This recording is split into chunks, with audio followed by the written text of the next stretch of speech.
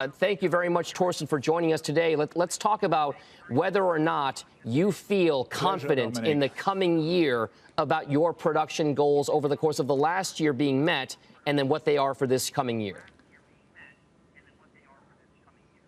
Yeah, Dominic, thanks first of all for having me, and I'm quite, let's say, optimistic about 2022. We have a long-lasting order book nearly until the end of this year. And for that reason, you could even say that the entire year is already more or less booked.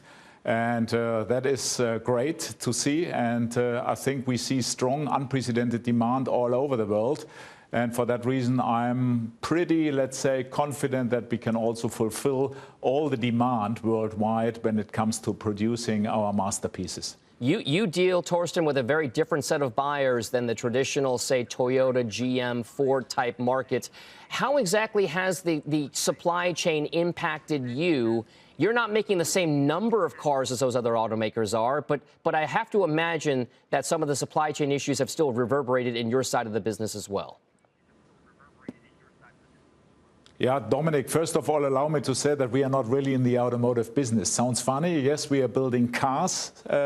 I call them pieces of art. But we are definitely in the luxury goods business. And that is very different in terms of client behavior, also client expectations. And yes, obviously, we also need semiconductors, chips for building our cars. And you might know that we are part of the bigger BMW group, and that has allowed us also to secure all chips we needed worldwide. That was a big relief and also a big help from our parent company, BMW Group. So when it comes to electric vehicle ambitions, the field is getting crowded. It used to kind of just be Tesla. Now every other legacy automaker is getting involved. How much will Rolls-Royce focus on electric vehicles in the, say, next 5 to 7 years with all the competition ramping up on the luxury side of things? I think the electric drivetrain is for us definitely the future. And I announced already we will launch Spectre end of 2023. So first clients will take delivery of the car. And then step by step, we will electrify the entire range of our products. And by 2030, we are fully electric. And I think electrification fits perfect to the brand. It's silent, it's talky. It's something we have investigated for many years already, knowing that our clients like it. We were not so far satisfied with charging times, range, and so on and so forth. But now it's the time to come to the market.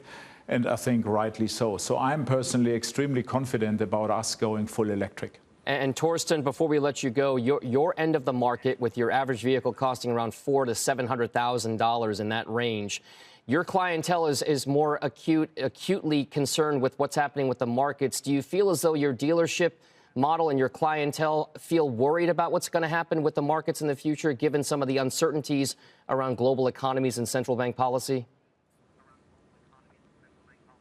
Yeah, I mean, we are, let's say, observing that closely, Dominic, for very good reasons, because we are not immune against any what I call recessions or whatever that might happen worldwide. So the stock market is definitely for us also an indicator and a driving force also for our business.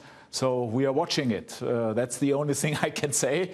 So let's see and let's keep fingers crossed that this is not derailing in any way, that it keeps going from strength to strength, definitely this year, but also the next years to come, I hope.